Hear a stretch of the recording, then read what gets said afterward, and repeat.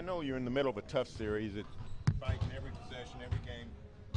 Can you stop and develop a sense of appreciation, how big a deal it is to have such a ball for you and Westbrook and Curry and all these historic players in the same series? You think about that. It's tough when you got to worry about playing, but when you sit back and you get some time, you just think about where you are.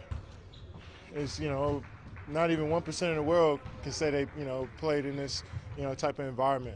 So it's just a great opportunity for us. It's great for fans of basketball to be watching such great players on the court at once. Not just on our side, but over in the East as well.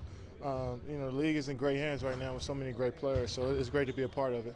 How much does it help you guys going forward into this game that you came back from that blowout against the Spurs and came back and won 4 out of 5?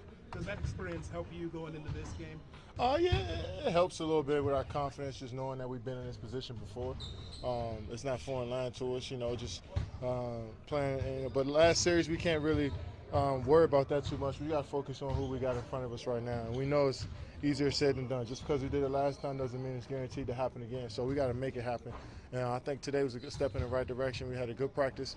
Guys put in their work after practice. So we just got to trust in what we do and go out there and just play, have fun, and follow the game plan. Kevin, I know you said that after game 2 that it's difficult for you to get into space and sometimes they're throwing 2 or 3 guys at you. How do you combat that, and just what kind of adjustments can you make going into game 3? Well, me just move around a little bit more, try to free up my teammates by my movement and just by my presence. I think, when I'm sitting at the perimeter, spaced out, they don't leave, so it's opening up lanes for, Steven to get dunks and Russ to get drives and Serge to get open shots. So sometimes I just got to be patient out there and wait for my shots to come to me instead of trying to force it in there sometimes, and just got to be stronger with the ball and stop making those one-hand passes I've been making and just get back to the fundamentals of, passing the basketball. So, I figure it out. It's always been that way for me. As teams have played the same way since I've been in the league, so I just figure it out.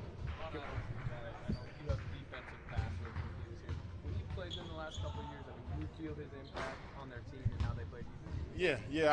I could tell, the little creative schemes that they throw out there, that's different from any other team. And I know that's coming from Ron and the rest of their staff. But Ron is, is kind of the catalyst for it all. But you can see, where they've.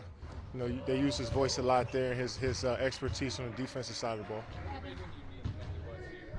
Well, he was different. For one, he wore these hammer pants every practice, and I knew he was a different guy. But he always preached, keeping your hands up, not fouling, and taking away the threes. Even before threes were big in the league, as they are now, he was preaching that. So, I'm sure he's done wonders for those guys and defensively.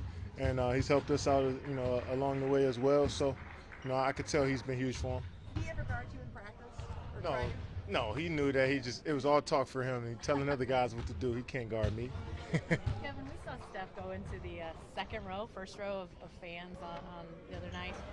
Obviously, you never want to have to dive into the crowd like that, but have you had a situation like that where you've ended up in fans? Do you hope that they grab you? Did they hope that they not grab you? No, I went over before, but it's kind of a weird thing because you don't want to fall on the fans, but you don't want to fall straight to the ground, So, he did a good job protecting himself. I thought he didn't have to jump over. I thought he could have just, leaned into the fans in the front row, but it looks good when you jump over. I understand that. You got the airtime. Yeah. Kevin, Stevens had some physical games in the playoffs, particularly in Game 2. He took some shots. There was a moment where you came over and you kind of bent over with him with your hand on him. What have you thought of the way he's dealt with the physicality in this series? I really don't think it was just like overly physical.